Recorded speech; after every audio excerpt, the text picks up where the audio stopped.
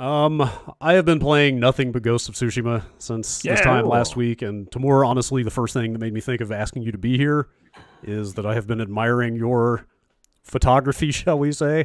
Sure. Your tasteful photos on Twitter. Yeah, I think I've put like it has to be upwards of like 7 or 8 hours into photo mode now. Wow. It's a lot of time. I thought we should have you on to talk about your craft, you know, kind of get inside your head and think, your motivations and stuff. I mean, like honestly, like I did play around with the photo mode a little bit, and it's like kind of crazy how much is in there.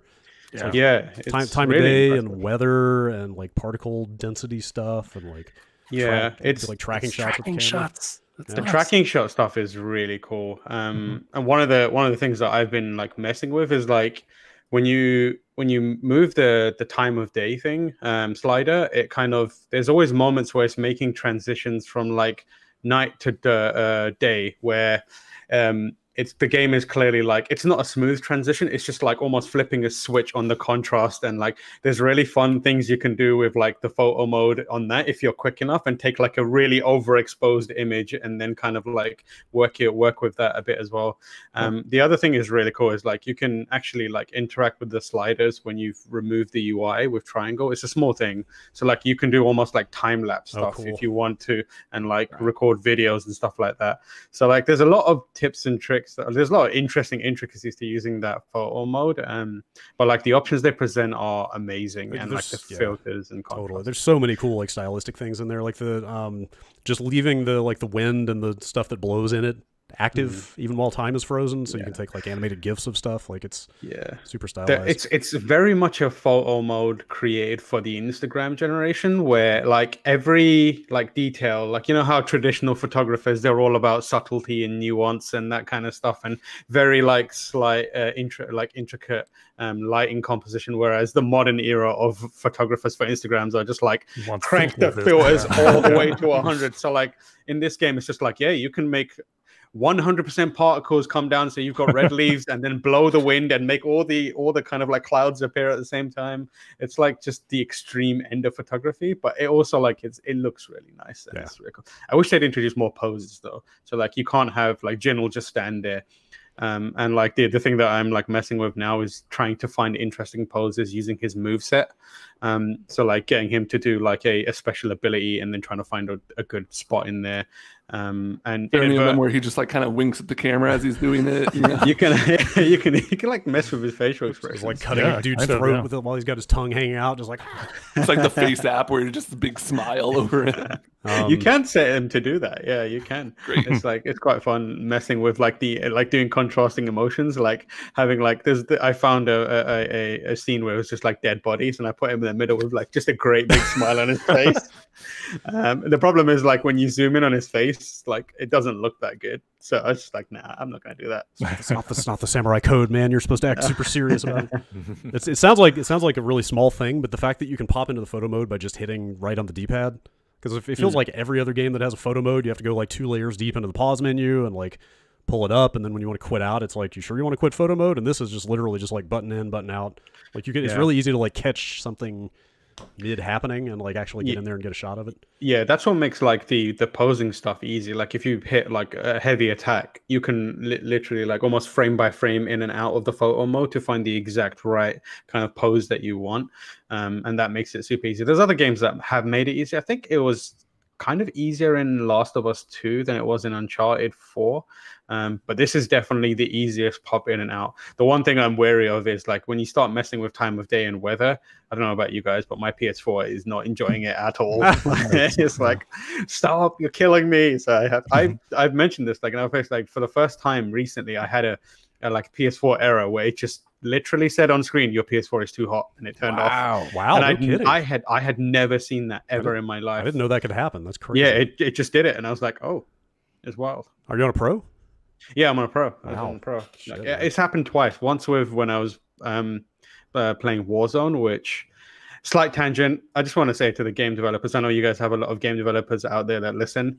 We don't need the menu with the volumetric lighting and the fog and the people walking infinitely in a distance.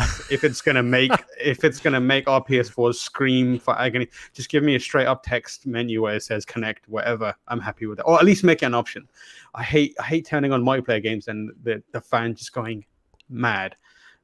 Should have some respect for your power bill at some point, right? Exactly. Yeah. Relax. I don't care about your fog. But people spend $20 to make themselves look like a little dog on that screen. You have to respect it with the entire power of the PS4. That's fair. Yeah.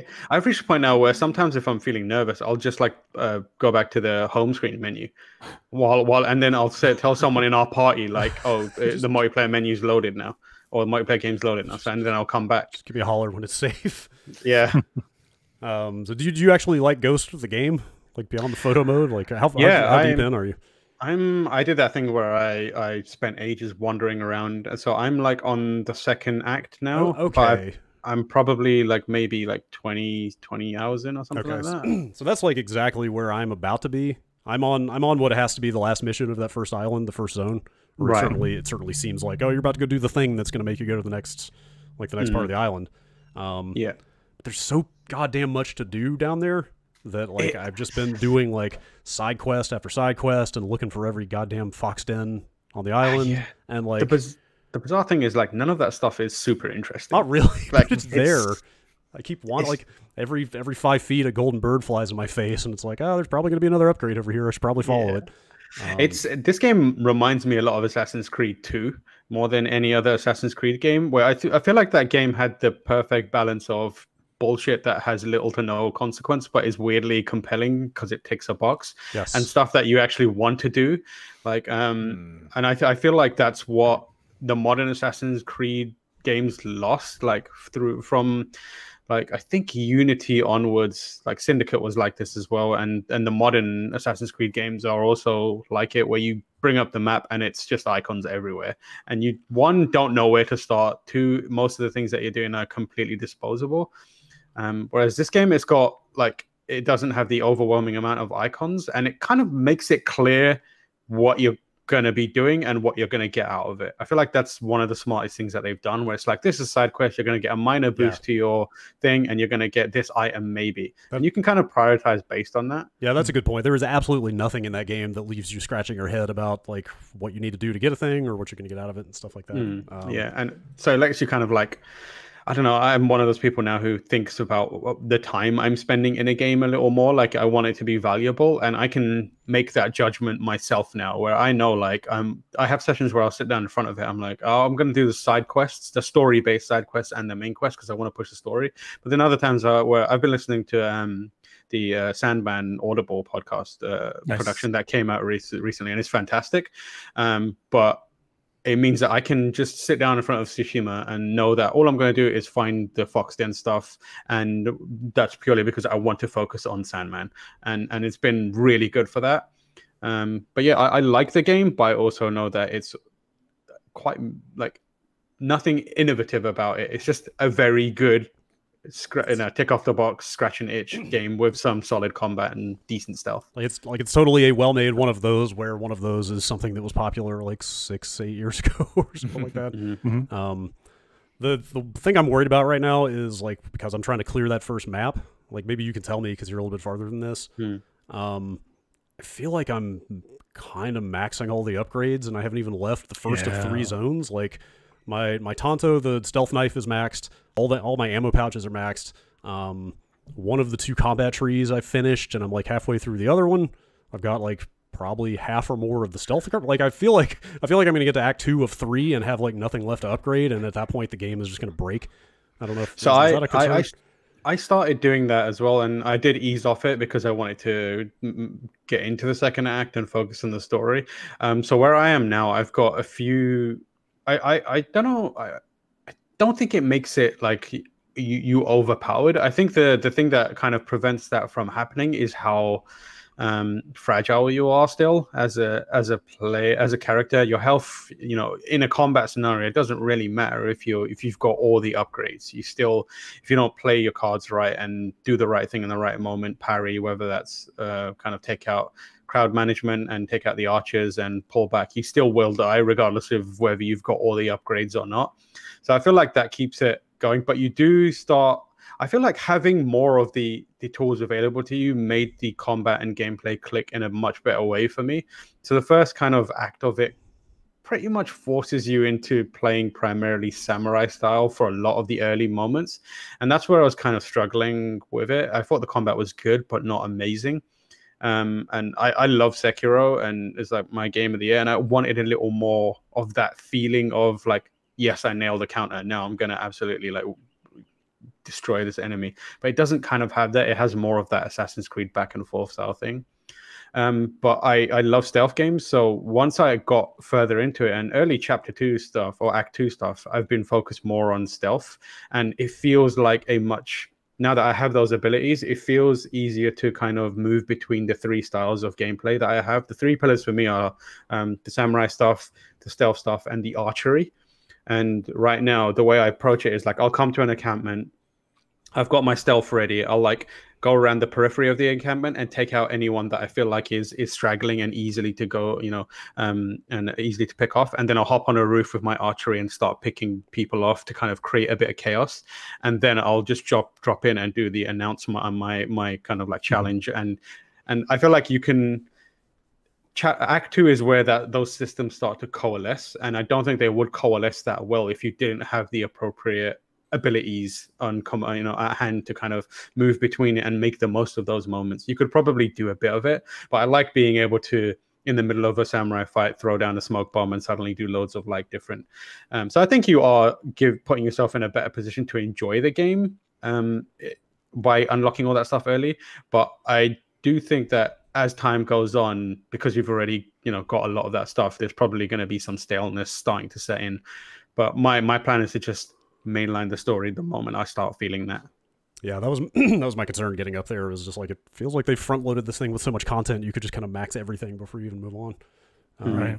Yeah. What do you guys think of the combat overall? Like I feel like I've started getting a lot better at the parries finally without actually realizing it. Like I was really struggling with a lot of the parry timing early on. Like I kind of do the regular parries pretty consistently, but like I couldn't do a perfect parry to save my life for the first like 8 hours of this game. And like I'm finally starting to get some of them, but I don't really mean to.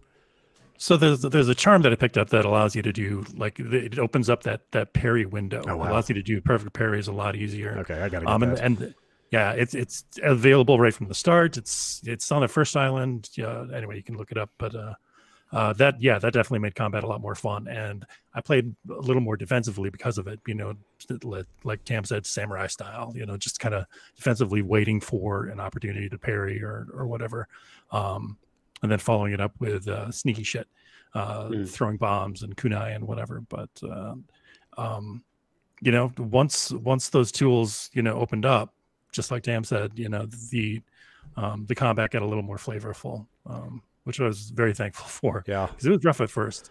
I'm still in a really good flow of switching between stances for different enemies. That feels really good when it slows down. You can hit R2 and switch between those.